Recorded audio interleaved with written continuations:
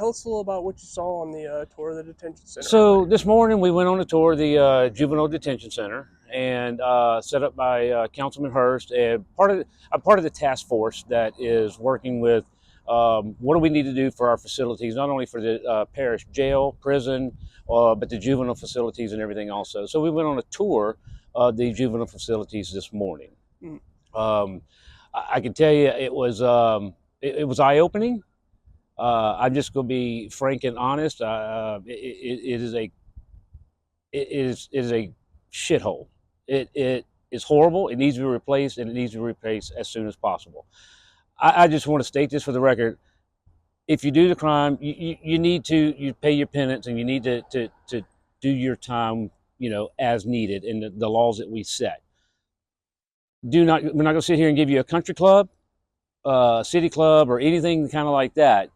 But the facilities that are there right now that were built so long ago, trying to keep up with standards of today and everything else, and dumping money into what we have is not the right thing to do. It's time to tear this place down and get something done as quick as possible.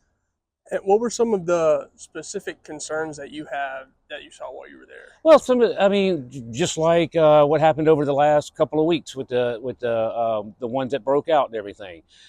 We saw the facilities. I don't want to say anything specific as far as that particular thing, but I just saw some things that in this day and age, I see why it happened. Not only is the place as far as deplorable for the I don't want to I guess the kids that are being put there, the juveniles that are being put in there, but I look at a lot of these things with the conditions for our employees, our city parish employees, our people that we hire to work there and take care of these. The conditions that they're working in is ridiculous. And you have the main facility, and then you've got T buildings for the rest of it. It's time we need to go to our state representatives. We need to go to our senators. We need to go to the governor. We need to work within city parish to get this thing done and done as quick as possible. Now, I do know this. There is a plan that's supposed to be released to us here in the next week or so, actually supposed to be put out that the parish has been working on. But this is something that should have been done a long time ago. Gotcha. And so what are the first steps to, writing this? As far as the first step is writing what's going on over there right now, we need to squeeze whatever resources we can out of whatever agencies that we can, whether it be state, federal, local, or whatever. Look, I get it. Everybody needs money. There's lots of other things to take care of. But these are, to me, are considered living conditions. I don't want to pull everything away from emergency stuff that we have to have. I don't want to take away from drainage. I don't want to take away from road work and things like that. But we have a duty, and we should have a responsibility to house these juveniles in a decent fashion. And I do not feel like those facilities that are there right now are the correct facilities that we need. I don't think it's a matter of expanding size. I don't think it's a matter of shrinking size or anything else, but just the sheer fact that the facilities themselves have to be replaced, and they have to be replaced quickly. I don't think it needs to be tied in with the jail, with the parish jail. That's going to be a whole different thing. I know it needs replacing. I know that it's its own thing. It's just as old. It's just as deplorable. Don't get me wrong. I'm not taking away from it. But we're talking about two different facilities that we need to take care of immediately. There's a plan being worked on for the parish jail. This one has one that's fixing to be released, and we need to do it as quickly as possible. And so down the line, when this does come under construction, they start replacing that building and building a new facility. Are there plans in place for where these juveniles will be housed during that process? That will have to work out. From what I saw, they're talking about possibly at another location. So if we can build another facility at another location while we're still using this one, with a date and set that we can make it to that point, then I'm all for that. If we decide to build on the same facility or whatever, because it's right there by the juvenile court, is right next door. I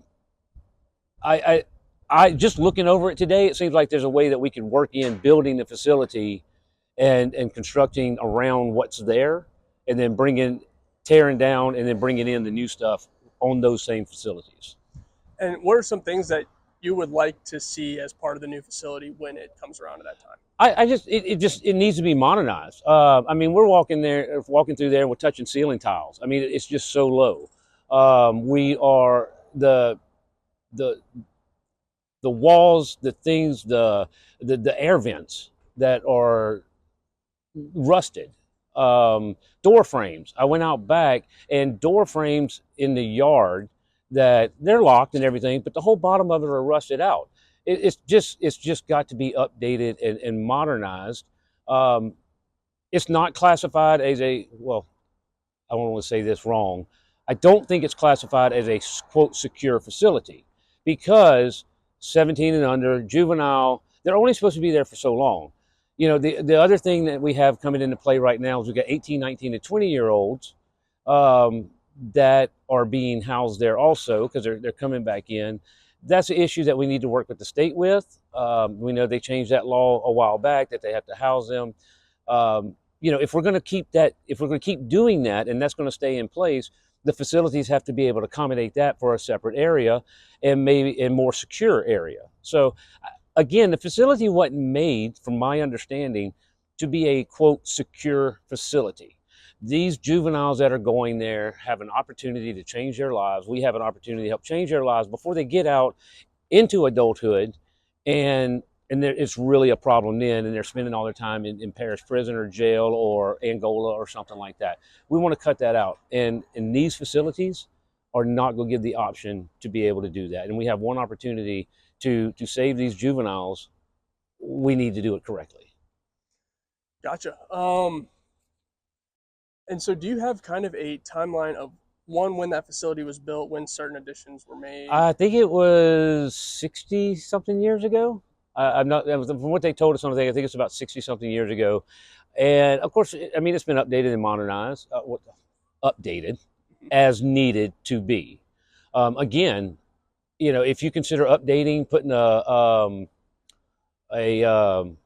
portable building out back, then to me, that's not updating. That's a temporary solution that all of a sudden became a permanent solution. Look, we don't want our kids in public schools to be housed in T buildings all the time.